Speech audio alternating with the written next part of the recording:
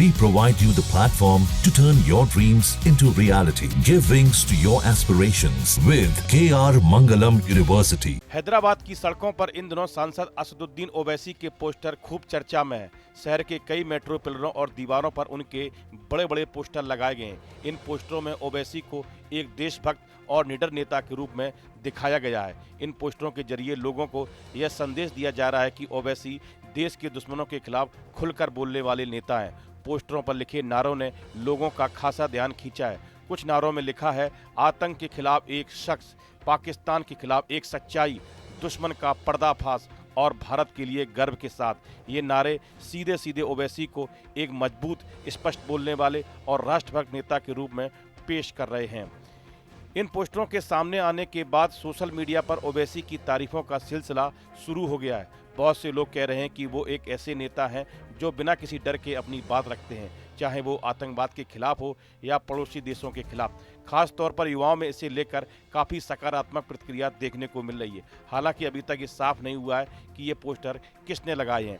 AIMIM party की ओर से इस बारे में कोई औपचारिक बयान नहीं आया है, लेकिन जो संदेश इन पोस्टरों के जरिए दिया गया है वह दिखा रहा है कि ओवैसी को मुस्लिम समाज के अलावा आम भारतीयों में भी एक बेबाक नेता के रूप में देखा जा रहा है। ये पोस्टर उस वक्त लगाए गए जब बीजेपी सांसद बैजंत पांडा की लीडरशिप में एक ऑल पार्टी प्रतिनिधिमंडल ने अल्जीरिया, सऊदी अरब, कुवैत और बहरीन का दौरा किया। इस डेलीगेशन में ओवैसी भी शामिल थे। इस दौरे के दौरान डेलीगेशन ने अप्रैल 22 को जम्मू कश्मीर के पहलगाम में हुए आतंकी हमले और ऑपरेशन सिंदूर को लेकर भारत की प्रतिक्रिया की जानकारी दी। साथ ही डेलीगेशन ने इन देशों के नेताओं से भारत की सीमा पार आतंकवाद के खिलाफ लड़ाई को लेकर चर्चा की।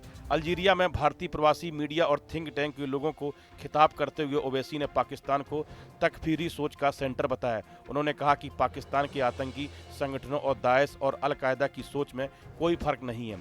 ओवैसी ने कहा कि पाकिस्तान तकफीरिज्म का सेंटर रहा है और वहां के आतंकी संगठनों की विचारधारा दाइश और अल कायदा जैसी है। ये लोग समझते हैं कि उन्हें मजहबी मंजूरी है, जबकि इस्लाम किसी भी इंसान की हत्या की इजाज़त नहीं देता है। यह उनकी गलत सोच है। ओवैसी ने पाकिस्तान को फिर से FTA की ग्रे लिस्ट में डालने की मांग दोहराई। उन्होंने कहा कि आतंकवाद दो चीज़ों पर जिंदा रहता है, विचारधारा और पैसा। जब पाकिस्तान को 2018 में ग्रे लिस्ट में डाला गया था तब भारत में आतंकी घटनाओं में कमी आई थी।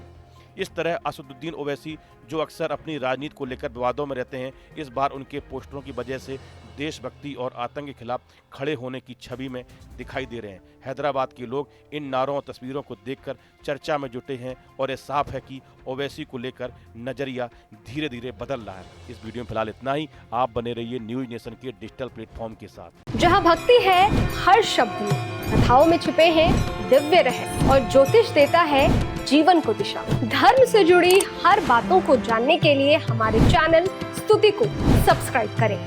चैनल पर जाने के लिए इस लिंक पर क्लिक करें।